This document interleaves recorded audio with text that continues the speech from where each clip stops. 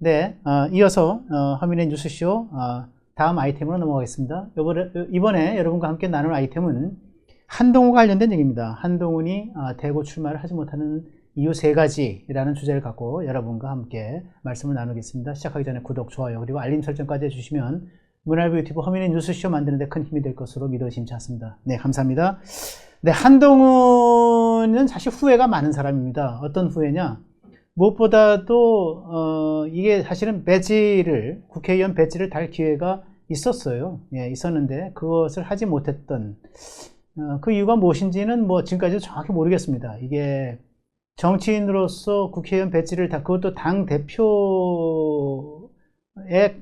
준하는 그 직책을 갖고 총선 시기에 영입이 돼서 비대위원장을 하면서 국회의원 배지를 달 기회를 스스로 놓쳤다라고 하는 것, 그 배경이 뭔지 잘 모르겠는데 어쨌든 그 결과에 대해서는 굉장히 지금 후회를 하고 있다라고 하는 얘기를 제가 직접은 아니고 간접적으로 들은 것 같습니다.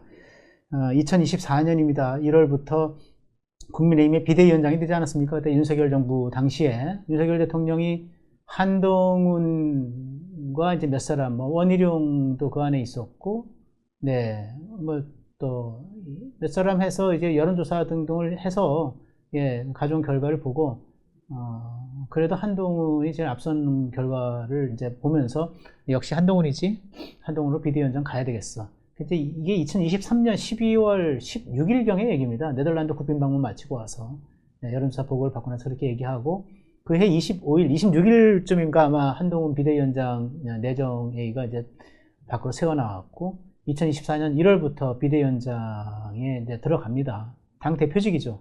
그리고 이제 사무총장에 이제 지금의 이제 당대표 장동혁을 초선, 반선입니다. 0.5선 장동혁을 이제 임명을 하고 그래서 한동훈, 장동혁 투톱 체제로 해서 이 총선을 치르게 되죠. 총선에서 뭐 직접 출마는 안 하더라도 그래도 비례라도 걸고 그래서 비례의 당선 안정권으로 해서 의정 국회의 중앙무대로 진출하는 것이 좋겠다라고 하는 주변에 얘기가 있었는데 그것을 하지 못했다, 하지 않았다 스스로. 그런 것이 뭐 그 희생정신이든 아니면 공명심이든 뭐 어떤 식으로도 해석이 가능할 텐데 한동훈만 알고 있는 그런 비밀일 겁니다. 근데 그때 지금 와서 생각을 해보면 참 화양연화 같은 그 시절 그 배지를 달지 못했던 것에 대해서 굉장히 후회를 많이 하고 있다라고 하는 얘기를 제가 듣고 있습니다. 이런 한동훈 결국은 총선에서 이제 참패를 하고 그렇죠. 그리고 나서 이제 7일 전당대회인가 7.12 전당대회인가요? 7월 전당대회에서 그 각계에서 또는 그 주변에서조차 지금 아직은 당대표에 출마할 때가 아니다라고 하는 그 권고를 뿌리치고 당대표에 출마를 합니다. 그래서 화려하게 다시 등장을 합니다. 63%, 당신 민심 거의 평균 63%에 가까운 득표를 해서 그걸 가지고 한동훈 이제 대표 체제를 굳히죠. 그래 본격적으로 윤석열과의 차별에 돌입을 합니다. 그래서 윤 정권과 끊임없이 마찰을 일으키고 그것이 이제 24년 말까지 쭉 이어져 오면서 결국은 비극적인 이제 계엄으로까지 이어지게 되는 그런 상태가 됐습니다. 그러고 나서 지금 여러분 아시다시피 윤석열 계엄 이후에 이제 내란 프레임으로 탄핵 소추까지 되는 12월 14일 탄핵 소추가 되죠. 한동훈계 10월 13일 날 한동훈계가 탄핵 소추안 국회 통과되기 하루 전에 13명인가 모여서 밥자리에서 탄핵 소추 의결에 참석하기로 결론을 내리고 그 다음에 12명, 13명 그 사람들이 다 들어가서 찬성의 표를 던집니다. 그래서 탄핵안이 3표 차로 203표인가요? 정족수 200표 이상이어야 되는데 3표를 더해줘서 12표가 가서 3표를 더해줘서 탄핵 가결이 되는 그런 상황까지 이어져 내려오고 그리고 나서 그 여파로 지난해 5월달에 대선이 치러지고 이재명 정권이 탄생을 합니다. 네. 그리고 다시 이제 올해 들어와서 6월 지방선거를 앞두고 지방선거에서 같이 치러질 이제 보궐선거들이 있죠. 국회의원 보궐선거들.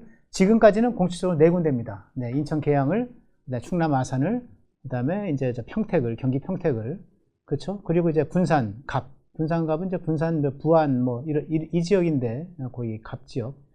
4군데인데, 그 이외에 이제 지방선거 이제 뭐 광역시도지사 뭐 출마로 이제 이 지역구가 비게 되면 거기 이제 보궐선거 대상지가 되니까 거기서 이제 뭐 서울, 아니 부산에서 또는 대구에서 그런 지역들이 좀 나타날 가능성이 있다. 이제 이렇게 봐서 거기들을 이제 한동훈 전 대표가 지금 노리고 있는 거 아닌가 이제 이런 생각이 듭니다. 특히 대구에서 한동훈이 출마한다 이러한 얘기들이 쫙 돌고 있죠. 네, 친한계 의원들이 뭐 그거를 맛배기, 간배기 식으로 해서 흘리고 다니고 있는 것 같고 본인도 며칠 전에 대구에서 2박 3일 머무르면서 특히 서문시장 같은 데 가서 내가 어떻게 해야 될지 고민 중이다. 그리고 내가 가만히 있지는 않을 것이다. 이번 보궐선거에서 뭐라도 할 것이다. 그렇게 하고 뭐 얘기를 메시지를 내놓은 것을 제가 봤습니다. 지금 저 장면들이 나오는데 저희 대구 서문시장에서 모인 인파, 뭐 대구 시민의 인파인지 아니면 정부에서 몰려 들어온 한동훈 지지자들의 인파인지는 뭐 섞여 있겠죠. 근데 어쨌든 간에 저 속에서 이제 한동훈 전 대표가 아주 흥분하듯이 얘기했습니다. 내가 가만히 있지 않겠다. 뭐라도 하겠다. 이런 식으로 얘기를 했어요. 대구는 왕도입니다. 대구에서 한동훈이 과연 출마할 것인가, 출마하면 될 것인가와 관련돼서 출마하지 못할 것이라고 하는 세 가지 이유. 첫 번째는 분열에 대한 책임론입니다. 여권이 아니라 지금 이제 보수가 되겠죠. 과거에 이제 한동훈이 당대표, 여당의 대표, 비대위원장 대표 시절에 이제 여권이었을 것이고, 지금은 이제 야권이지만, 크게는 이제 보수인데, 보수 분열의 책임론이 한동훈에게 무엇보다 피할 수 없는 책임론이 있다. 아까 제가 잠깐 말씀을 드렸지만, 당 비대위원장 하면서, 특히 당대표를 하면서, 윤석열 대통령과 소위 2인자 한동훈 간에 끊임없는 분열상이 있었습니다. 갈등, 대립, 충돌 이런 것이 있었죠. 소위 한동훈의 입장에서는 이제 대통령과 조기 차별화를 통해서 자기가 차별화를 시키면 조기에 차기 대선주자로 우뚝 설 것이다. 라고 하는 계산이 깔려 있을지 모르겠는데 그거는 사실은 정치적 소화, 정치적 유화들도 그렇게 계산하지는 않습니다. 제가 누차 이 자리를 통해서 말씀을 드렸는데 대통령과 2인자의 대통령을 향한 차별화는 두 가지 조건이 충족되어야 된다 얘기를 했죠. 첫 번째는 임기 말년에 하는 거다. 임기 5년 차에 하는 거다. 임기 중간에 초반에 이렇게 해버리면 그것이 정권이 힘을 잃고 당정 충돌 때문에 다른 것이 모두 덮이고 권력의 충돌을 힘을 잃기 때문에 결국 국정 운영의 동력이 약해지고 결국은 그것이 이제 보수의 약화, 보수 정권의 이제 무력화로 이어진다. 이렇게 되기 때문에 그거는 안 될 일이다. 그래서 임기 말년에 하는 것이다. 5년 차에 하는 것이다. 두 번째는 대통령이 그래 그렇게 해라. 나를 밟고 가라. 라고 대통령의 메시지를 받아내야 되는 거예요. 거꾸로는 대통령이 그거를 그래 승인해 줘야 되는 거예요. 근데 그러한 정치적 ABC, 정치 문법을 무시하고 이제 조기 차별을 했죠. 분열을 했습니다. 그리고 뭐 거기까지 또 그렇다 쳐요. 12월 3일 날 계엄을 하고 계엄은 잘못됐다고 제가 누차 말씀을 드렸어요. 뭐 계엄을 조기 해제하겠다고 들어가서 자기 그 친한계 의원들이 들어가서 계엄 해제, 조기 해제에 찬성 투표를 던지게 한 것까지는 저는 뭐 잘했다고 봅니다. 그거는. 그런데 결국 계엄은 내란 자백이다. 계엄에 대해서 소위 12월 12일 날입니다. 대국민 담화를 윤석열 전 대통령이 담화를 발표했을 때 그 담화 내용을 듣고 저 내란 자백이야. 내란몰이를 시작했다는 것. 그리고 그것이 탄핵몰이로 이어져서 12월 14일 그 다음 날 결국 탄핵으로 이어지게 했다는 것. 그래서 멀쩡하게 뽑은 대한민국 대통령, 그 1호 당원을 내란몰이, 탄핵몰이를 해서 쫓아내게 했다고 한 것. 그것이 결국 보수의 분열과 계멸로 이어지게 한 지금까지의 책임. 지금까지 윤석열과의 절연을 부르짖으면서 사실은 장동혁 지도부가, 국민의힘 지도부가 뭘 하려고 하면은 그때마다 윤석열과 절연 안 하느냐, 이 얘기로 모든 이슈가 뒤덮이게 만들어서 결국은 이 국민의힘의 지지율도 빠뜨리게 만드는 이런 보수의 분열 책임론에서 결코 자유롭지 않다라고 하는 것이 첫 번째 이유일 겁니다. 한동훈이 대구에 출마할 수 없는 두 번째 이유. 저는 결국은 정치는 세력인데, 세력 중에서도 가장 중요한 것은 현역 국회의원들의 지지를 얻는 거죠.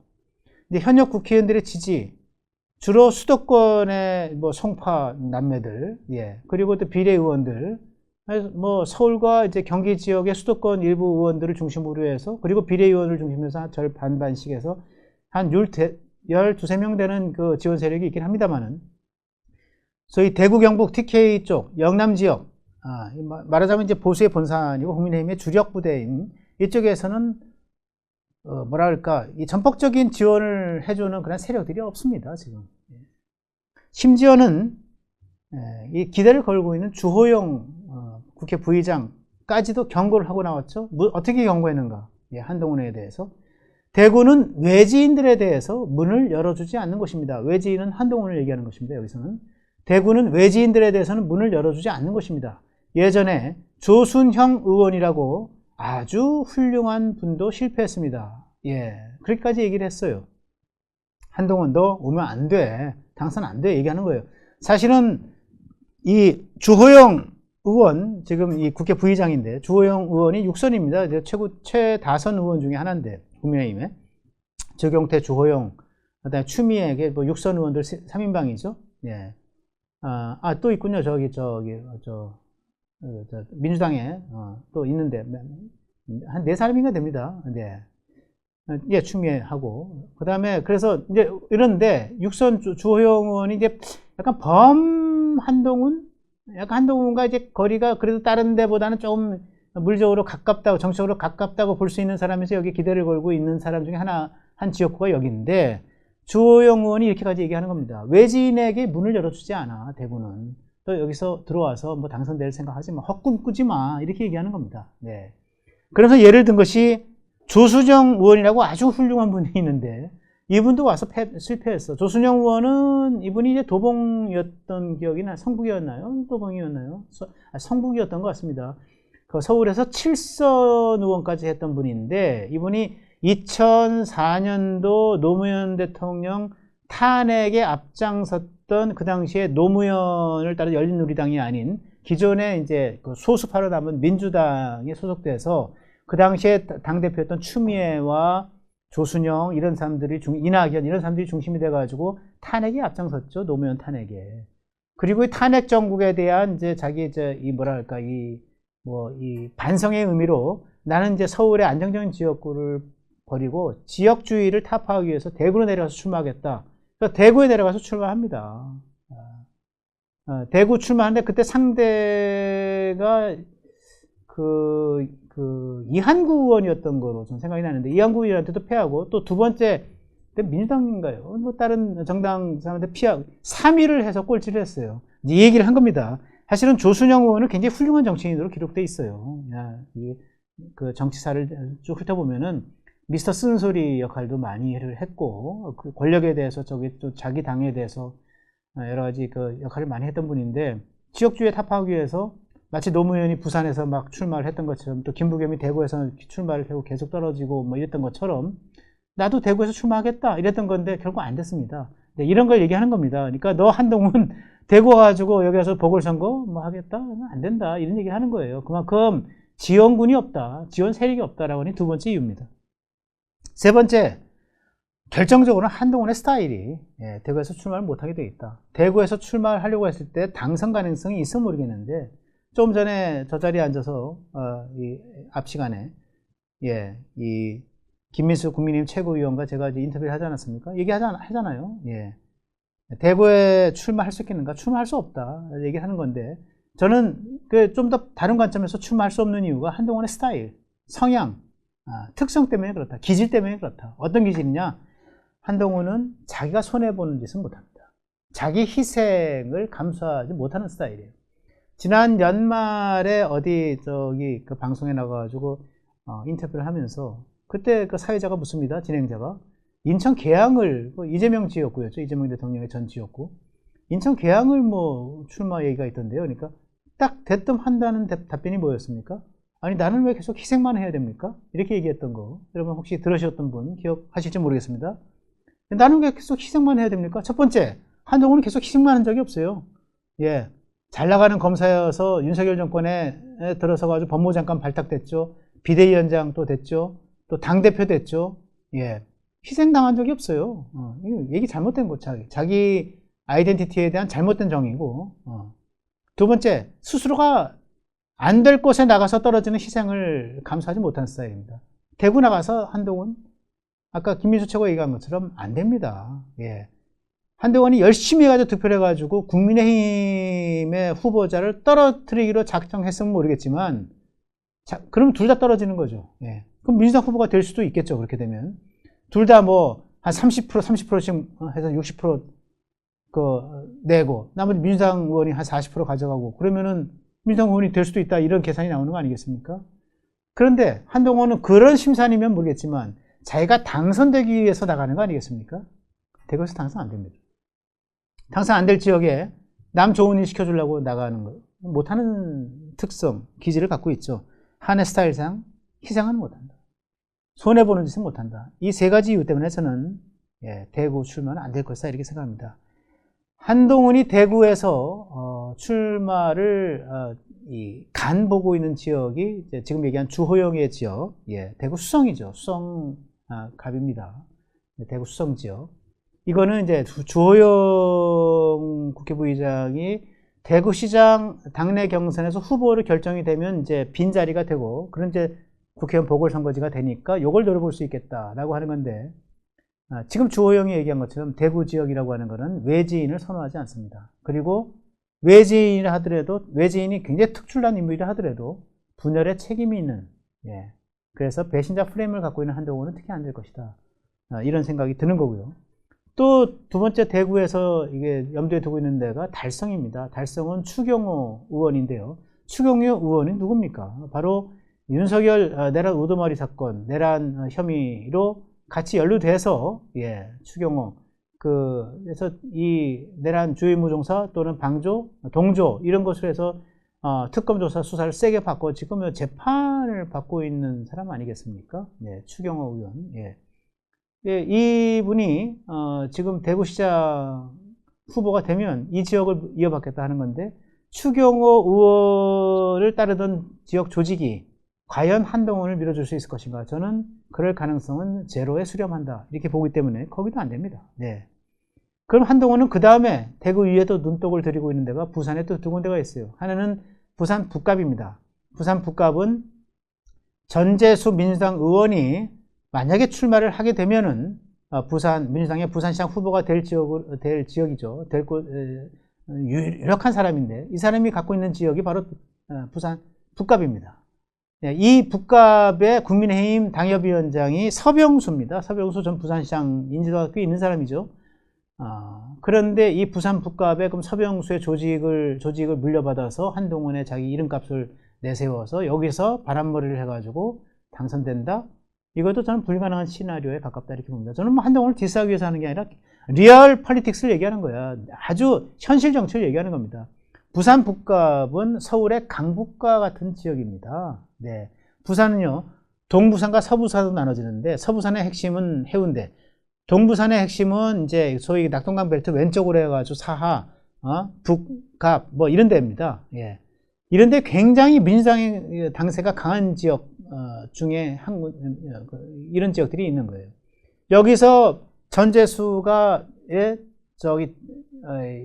지금까지 선수를 쌓고, 그다음에 부산시장 출마가 뭐 후보가 되는 것이 유력시 되는데, 이 지역에서 뭔가 해보겠다?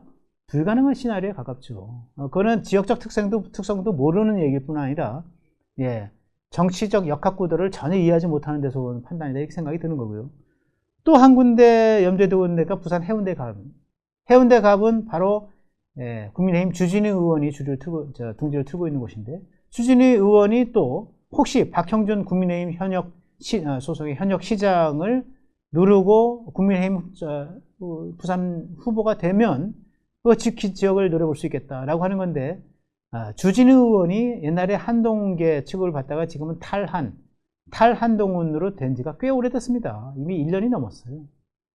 이렇게 될 때 과연 해운대 갑을 여하게 지금 국민의힘이 한동훈 그래 당신 되세요, 출마해 보세요 라고 넘겨줄 것인가?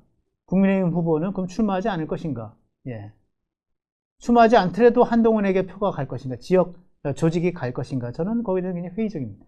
그래서 모든 것이 어렵고요. 이미 확정된 네 곳, 인천 계양을, 이거는 지금 이재명 왕의 자리입니다. 여기 이제 김남준 대통령 청와대 대변인, 이거 성남 라인이 핵심입니다. 이재명 핵심. 내 마음의 모두를 아는 사람이라고 얘기했던 사람이 바로 김남준인데, 이 김남준으로 갈 것이냐, 아니면 이번에 대법원에서 무죄 판결을 받은 송영길 전 대표로 갈 것이냐, 민주당이 이러고 있는데, 이 사람들과 소위 이재명 지역구에서 겨루겠다? 겨뤄볼 수 있는데, 사실 힘든 자리죠. 굉장히 힘든 자리가 될 겁니다. 그 다음에 충남 아산을, 지금 바로 대통령 비서실장을 하는 강훈식 비서실장의 지역구, 여기 공석이 되어 있는데, 여기도 이 강훈식이 다져놓은 기반, 굉장히 단단한 지역, 여기도 노려보기 쉽지 않은 곳이다 라는 생각이 들고, 평택을 군산갑은 이제 민주당의 이제 그 귀책 사유 때문에 새로 이제 거리가 돼서 여기 보궐선거가 치러지는 것인데, 여기 민주당 세대들이 지금 굉장히 강합니다. 평택을, 특히 군산은 말할 것도 없고요. 전북이지 않습니까? 다 하나같이 쉬운 지역이 없다. 그래서 저는 지금 대구는 물론이고 부산, 기왕에 지금 설정되는 네 곳조차도 마땅히 갈 곳이 없다.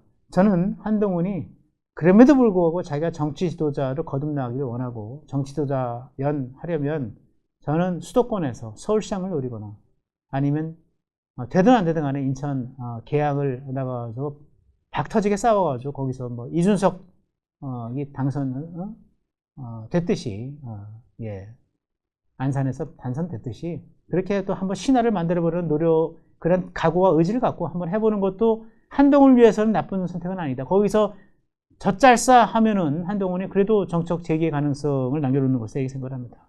그럼에도 불구하고 저는 한동훈은 간보다 끝날 것이라는 생각이 들고요.